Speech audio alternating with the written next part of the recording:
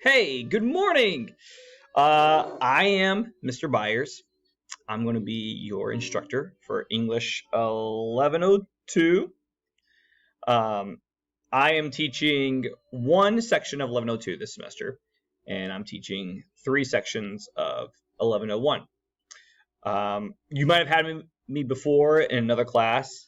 Cool. Welcome back. If you haven't, then nice to meet you. Okay. In today's lecture, I'm going to go over essentially how the class runs, how to navigate your way through it, the expectations, all that kind of good stuff to get you ready for the first week. Okay, so here we go. So when you come to the main page, okay, you always want to start with announcements.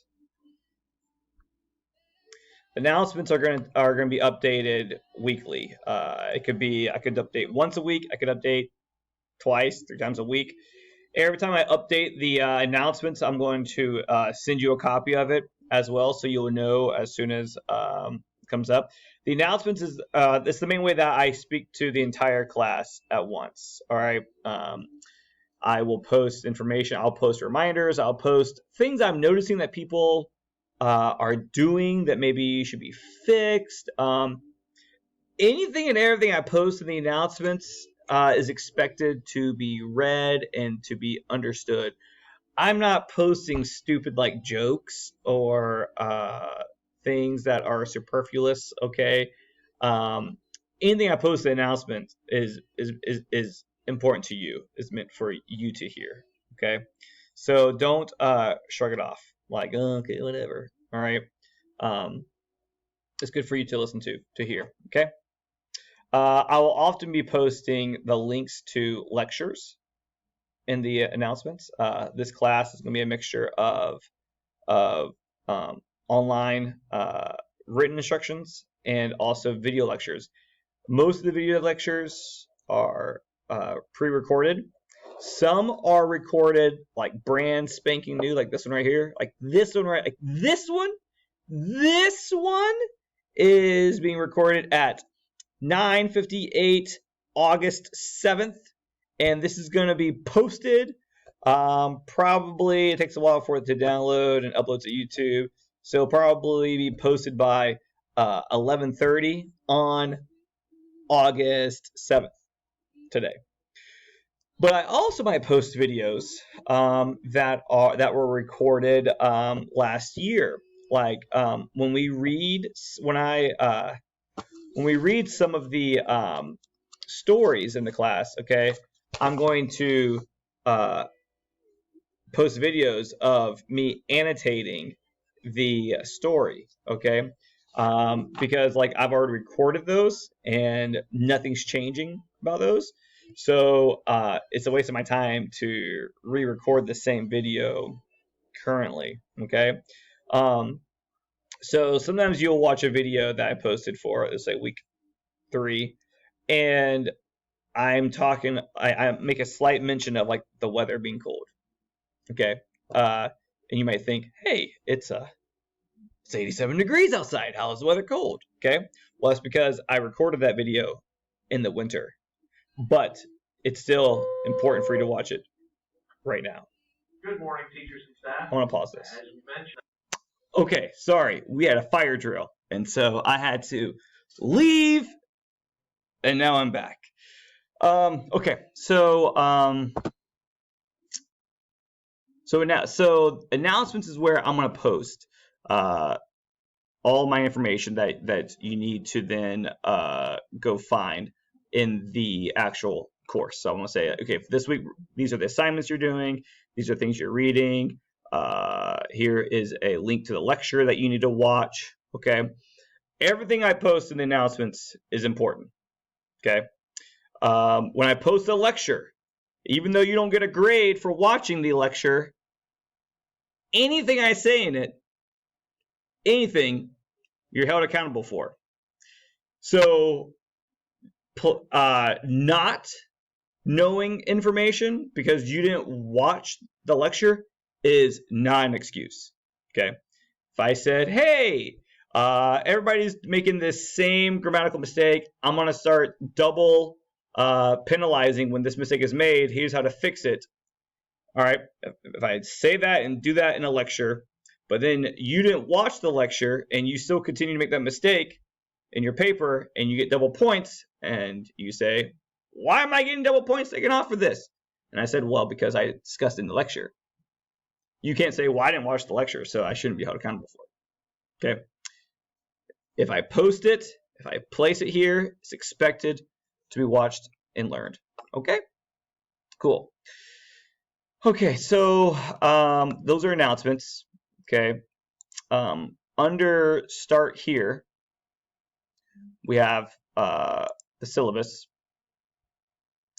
We have the syllabus, which you should download. Okay. All right. And a few things in here is that, look, is my email address. You need me, you want to contact me, email me there, jbyers@gwinnettech.edu. That goes straight to my phone. Okay. I can pull it up, and wherever I am, I can respond. And so if you post something on a discussion board or use some other means to try to reach out to me, I'm not going to guarantee you I get it. Okay. This is the only form of communication that I want is through email at gwinnettech.edu. All right. That's important. And when you email me in the subject line, you need to put English 1102 because I also teach English 1101. And then I also have high school students because I'm a high school teacher. So I need to know that when you are emailing me, I need to know which class you're in. And so in this case, the class that you are in is English 1102. And so also in this syllabus section is something very important. List of assignments and due dates fall 2020. Okay. This document has the due dates of everything that we're doing in this class. All right. It has the unit. It first has the weeks, the units, the dates of when things are due. This is not start date. That's the due date. And then the assignments. And then not only the assignments, it has what percent each assignment is worth, okay, towards the class overall. All right. And so with that in mind, we see here that, this essay 1, that is incorrect. Oh, number 8 is 20%. Okay, I see. All right.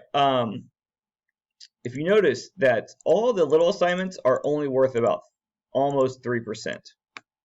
But then you have essay 1, which is worth 20%.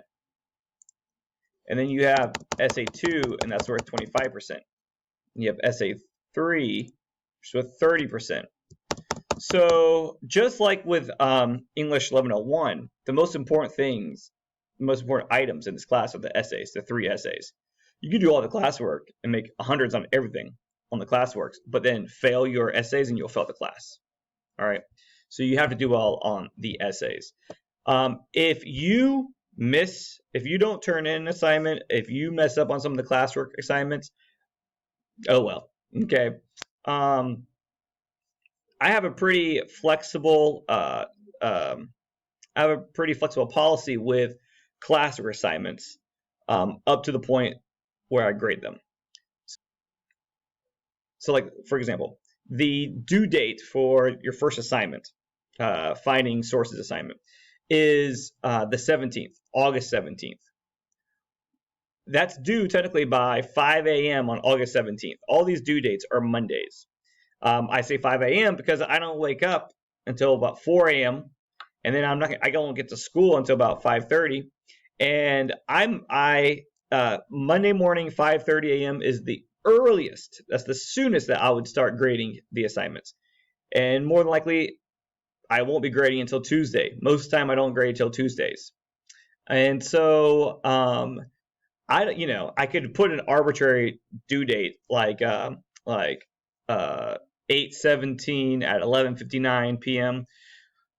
But it would flag everybody's as being late. It would say it's red, even though I didn't start grading it until the next day. So my policy is this: even though there's a due date, it's I don't take late points off. Okay, but if I'm grading an assignment and your assignment is not there for me to grade, then you get a 0. Okay. I won't start grading it until after the due date. The due date is really there for you to understand that's the earliest in which I will start grading the assignment. Okay. So the due date is the safe bet date. That is the date in which you're the safest at being able to turn it in. I don't want emails coming to me and saying, "Hey, Mr. Byers, can I have an extension? Can I can't turn it in right at 5 a.m. 8/17. I need a few hours. Is that okay?" I don't need that essay, that email. All right. If you need to turn something in past the due date, then you take the chance of possibly turning it in after I've already started grading it. Okay. Sometimes I won't grade stuff until Thursday. So like technically that there was like a 3-day window that you can still turn work in late. So it's like playing the lottery. All right. And so if you turn it in past that due date, I won't take any points off. Okay. Unless I've already started grading it, then I'm not going to take it. Once there's a 0 in the grade book for an assignment, you may not turn it in. Okay. And if I have already entered the 0 and then you turned it in while I'm grading it and then I posted it, it's still a 0. Okay. So for classwork assignments, for all these assignments that are worth 2.78%, once it's a 0, that's it. Okay. That's it. I'm flexible about when you turn it in between the time that's due and the time that I start grading it. Okay.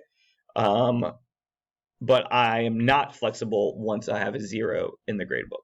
Okay. Essays, essay 1, 2, and 3, that's different. If you get a 0 for an essay, you can still turn those in because those are such a detriment to your grade. I will let you turn those in even after I've entered a 0 in, but it will be reduced. Your grade will be reduced. And for some of you, the highest grade you can get would be, if it's 1 day late, a 90. If it's 2 days late, is an 80. If it's 3 days late, it's a 70. And then if it's 4 more days late, the highest grade you can get is a 60. Okay. All right. Email me if you have any questions about that. But I recommend downloading this, printing it off, and you can check off the assignments as you complete them. Let me make sure I'm covering everything. Okay. Now look, all the lessons, everything is on here. I have everything already preloaded. The only thing I don't have is I don't have the drop boxes for the essays. So you can move as fast as you want through this course. I don't have all the lectures posted already. Okay. I don't have those posted.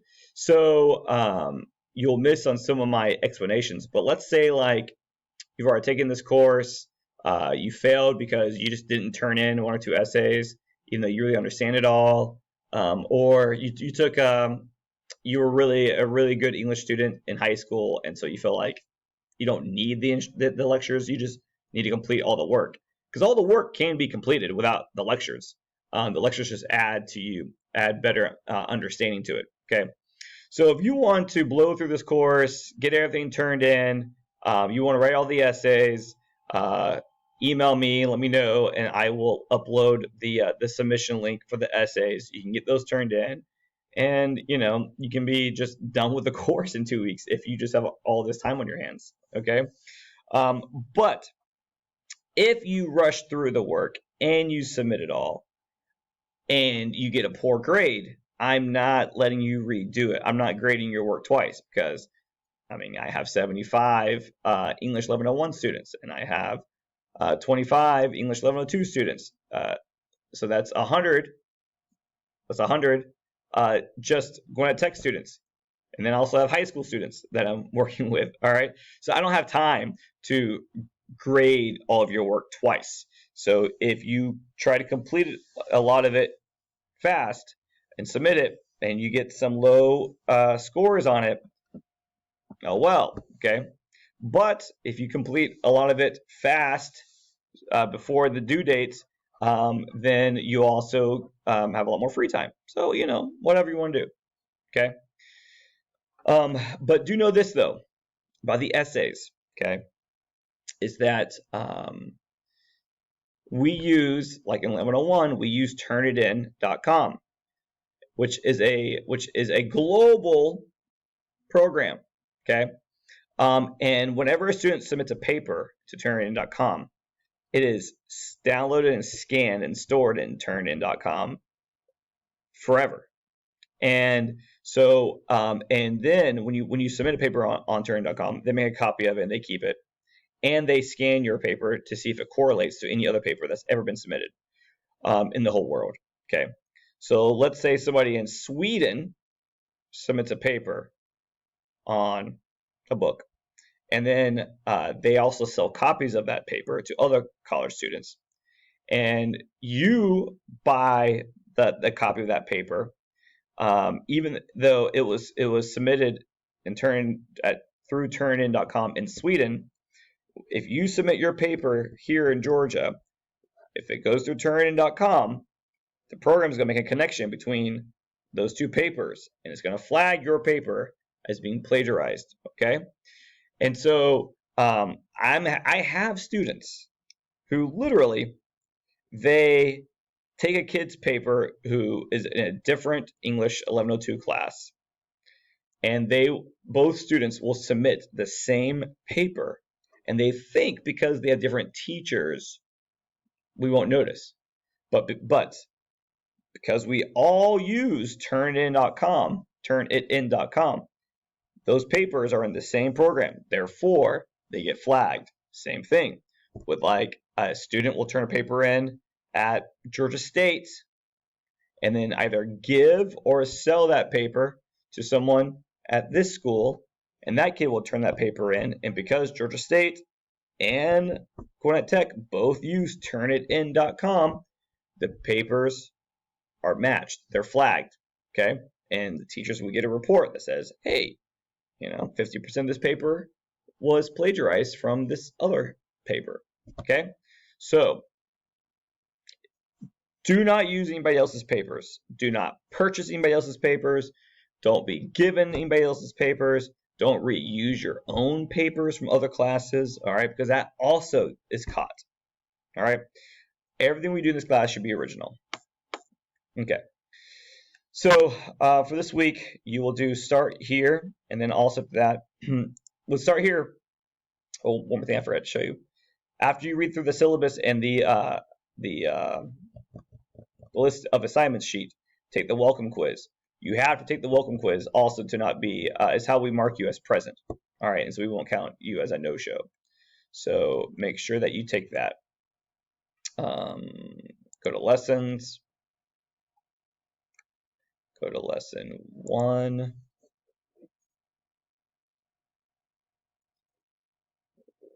So for this week, see, it says 8:10 to 8:17.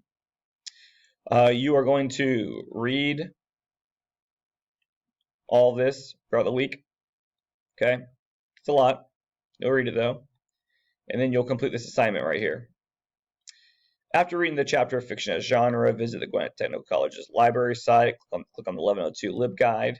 After viewing the tutorial, click on the Practice Researching and select the Literary Reference Center. All right, that link is right here, 1102, right here. That link right there. Okay, you are going to find research on Story of an Hour, the topic of existentialism, and then find an article on a reliable source on the internet, from a reliable source on mansplaining. This course is writing about literature. We read literature, we read stories, we read poetry, and then you write about it. And you write about it using citations and references to other texts. Okay? So the first assignment is essentially a works cited page. You are finding research and you are annotating that research and putting it on a works cited page. I have provided for you an MLA formatting Word document. So I recommend opening this up. Open. All right. And you should go ahead and fill out this information. So let's say,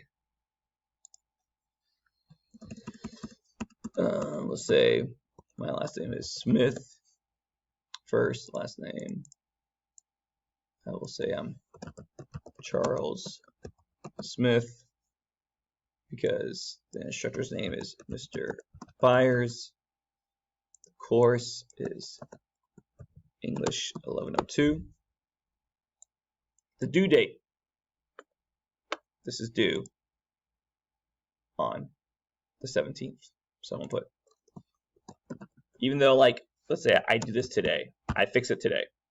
I'm still gonna put the due date, okay? I'm not putting the date because that's the important date. It was due on August 17th, so I'm just gonna put August 17th. Okay. Title: Library Research Practice. All right, my page is set up. I'm ready to start finding my sources.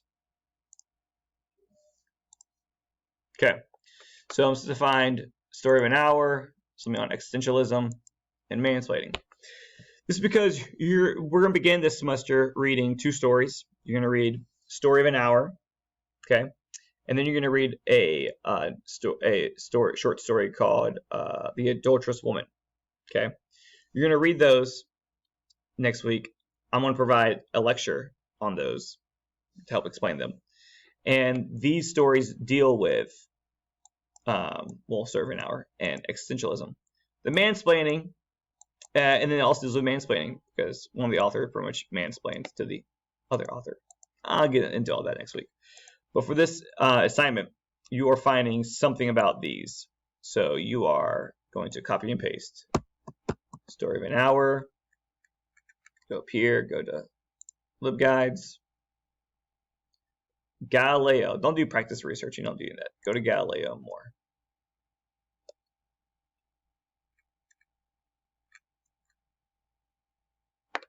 Okay. Literary Reference Center plus EBSCO. All right, you're here.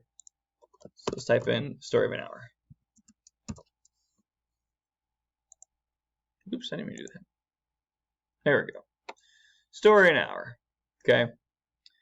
I would click on full text. Make sure that what you get is full. Story of an hour. Here we go. Literary criticism. Click on it. All right. Read it. Read it. Read the whole thing. That's great. Read it. Okay. And when you're done reading it, look over here to this. All right. On the side of the article, there are these icons. Click on this one where it says Cite. Click it. Scroll down to MLA because that's what we use in English, MLA. Okay. And then copy it.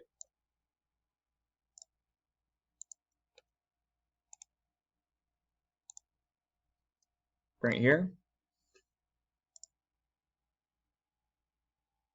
Nope.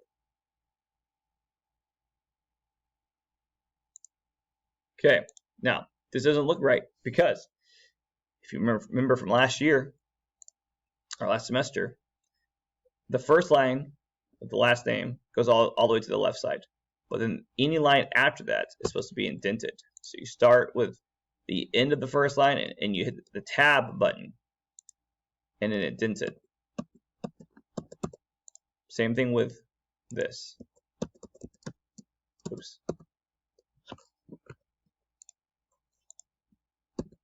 There we go. Okay, tab it from the end of the previous line. If I had put my cursor here, watch what would happen. The whole thing gets over. That's so annoying. Okay, but when I move my cursor here, and I hit tab, it pushes the next line over. Same thing. If I'm trying to tab this line, and I put my cursor at the very beginning, pushes the whole thing over.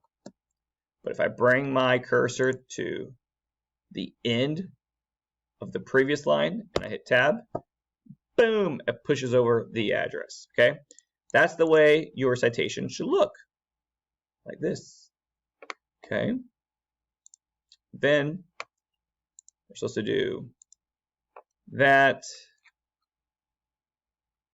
All right, now I'm supposed to understand existentialism. I'm going to copy, go here.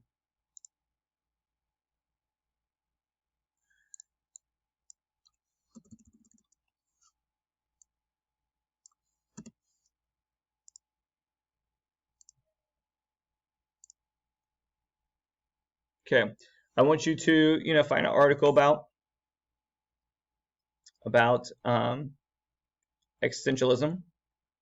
I'd like for you to read the article so you kind of do get some understanding of what it is about. This says right here, a definition of the term existentialism is presented. So click here, full PDF text, and I'm going to read it. Not right now. I'm not going to read it to you, okay? But, if you're doing research on it, you should read it. So I'm just going to read it. I would read it. It's pretty short. Go back over here. Cite. Scroll down. MLA, Modern Language Association. That's what you're looking for. I'm going to highlight it. I'm going to hit copy. Go back here. I'm going to put paste. I'm going to fix the line. See that right there.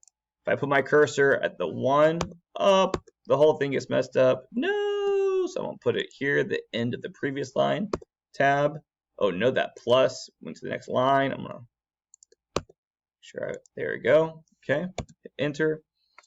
And then now I'm supposed to find one more about mansplaining. But this says, then find an article from a reliable source on the internet about mansplaining. A reliable source. Okay.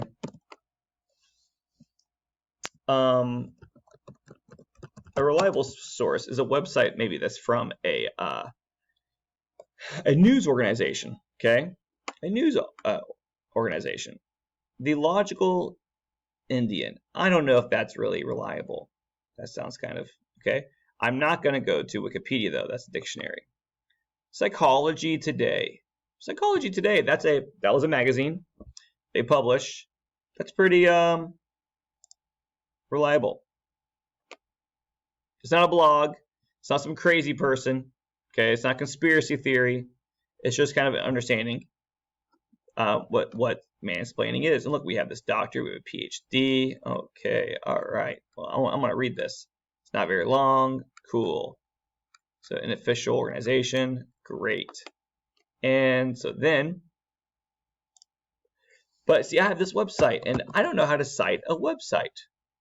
Okay, so I'm going to copy it, and then I'm going to go back over here. And I'm going to go up on this web page, on here. And so I'm going to go over here to lessons. And top of lessons, we have a tab that says Easy Bib. Easy Bib. And go here. Easy Bib will help you to write citations. If the website that you use does not already have them. Okay, so we're going to go to create citations.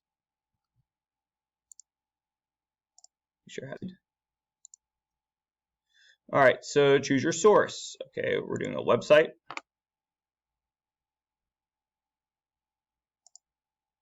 Okay, I'm going to paste the website.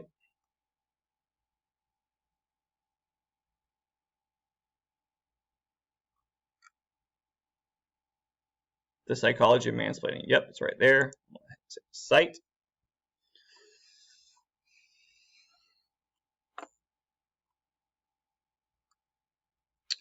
Continue.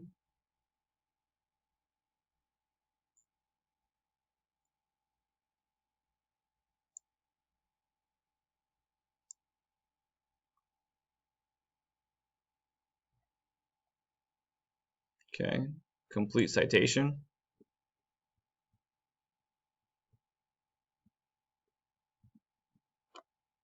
Cool. And then I want to, it should appear right here. There it is. Okay.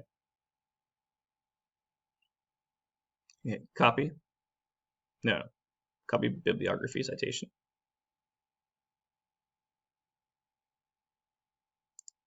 Okay. I'm going to go back to my sheet. And I'm going to hit paste. I'm going to paste that so it looks the most like this. I'm going to fix the spacing. There we go. There we go. I'm going to notice that look. Are these all the same looking? I guess they are. Okay. All right. And so then the last thing I want to check to make sure is that they're in alphabetical order by their last name. C, E, M. Boom. Alphabetical order. All right. So I'm going to save this. And now I'm ready to submit this. This is my first document, my first assignment done. And I'm going to go back here under lesson 1. And I'm going to submit it by clicking on it and then submitting it right here. Okay? That's the first assignment. Done. Boom. All right. If you have any questions about that, feel free to email me and stuff. And we're gonna get ready. You'll get ready after that. You'll get ready for the for this assignment. Okay. So you're going to read next week, which I would go ahead and read now. Start reading now. You're going to read the Story of an Hour, and you're going to read the Adulterous Woman. All right, both of those.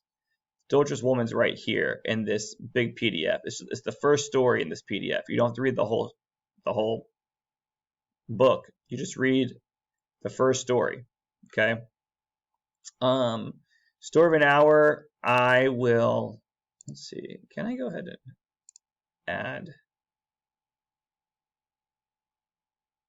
Oh, here we go. I'm gonna go ahead and just add the story to this to make sure that you have it.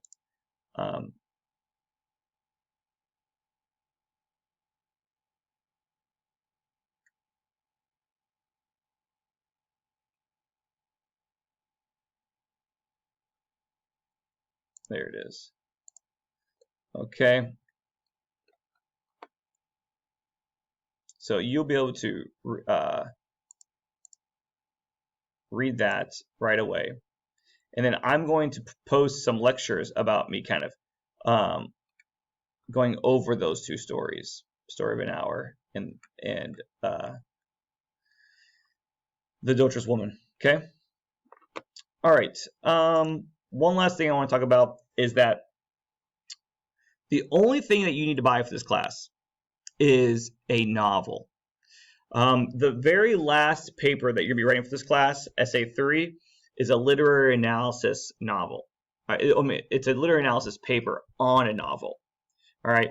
So you need to go ahead and now decide what book you want to read for this paper. But here are some conditions, though. is that the book has to have been written in the last 3 or 4 years.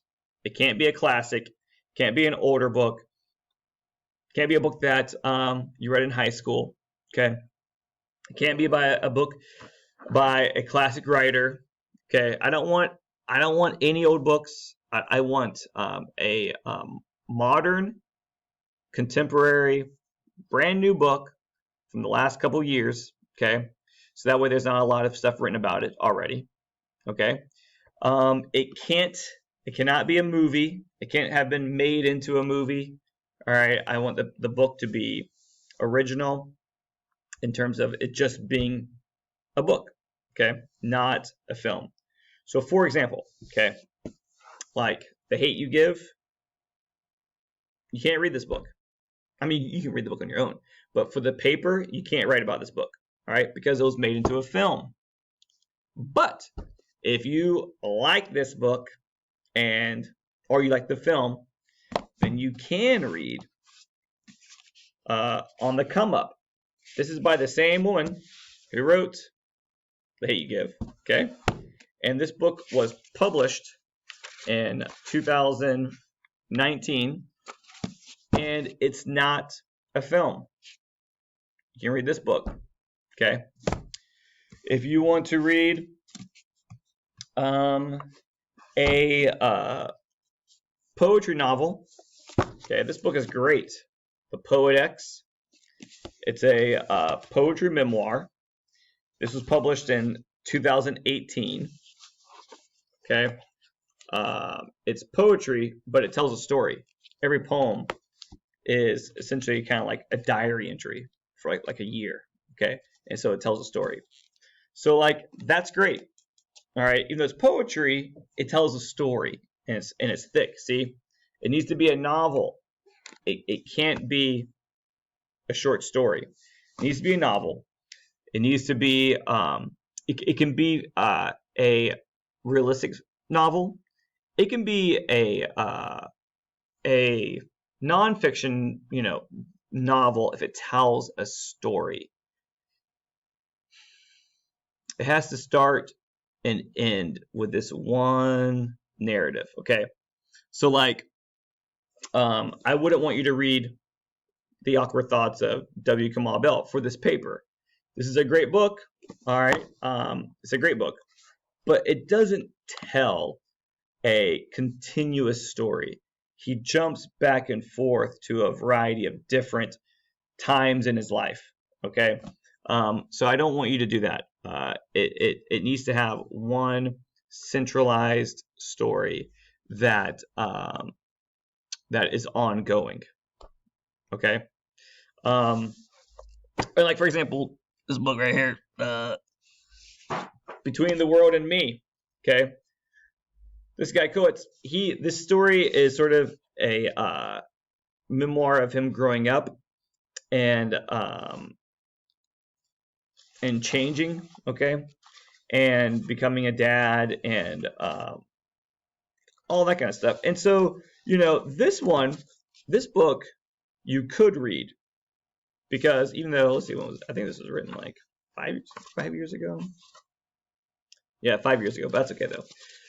You could read this book because it tells a straight story from when he was born all the way through high school, college, being a young writer, okay, to being a dad.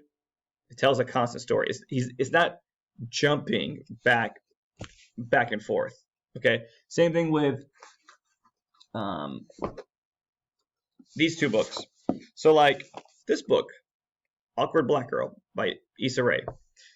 This book, once again, it's random sort of chapters that tells these different little anecdotes of her life, but it's not a start to finish story. You can read every chapter out of order, and you'll get the same thing. Okay, good book. You should just read it on your own. Okay, but then like this book, Trevor Noah's Born a Crime. This is a lot like Obama's book of the Dreams of My Father. Even though it's nonfiction, it's a memoir, it tells a linear storyline, okay, from being young and born through adolescence, teenage years, growing up. Okay, it reads like it could be a fictional novel. Okay, so if you're going to choose a nonfiction book, it needs to be like this, like where it could be a novel that just happens to be nonfiction, not something like this where it is just different stories that could be read in different orders and doesn't really tell a linear story. Okay, and it can be something like this, which has not been made into a film. It is a new story. Okay, instead of a book like this, which was made into a movie. This one you cannot do. This one you can. This one you cannot do. This one you can. Okay. If you are not sure about the book, you can email me.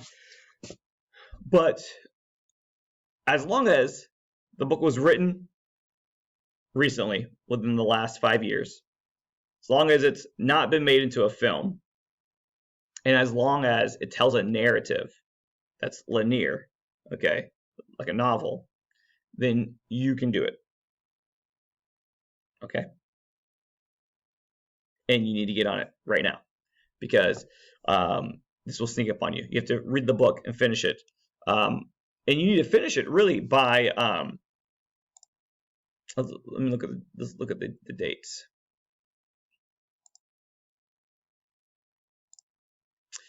This essay is due on November 30th, but we start talking about it in around October 20th. So you need to have your book read by October 20th, which is essentially August to September, September to October. It's 2 months. It's 2 months to read your book, okay? Or listen to it on audio. But here's the thing though.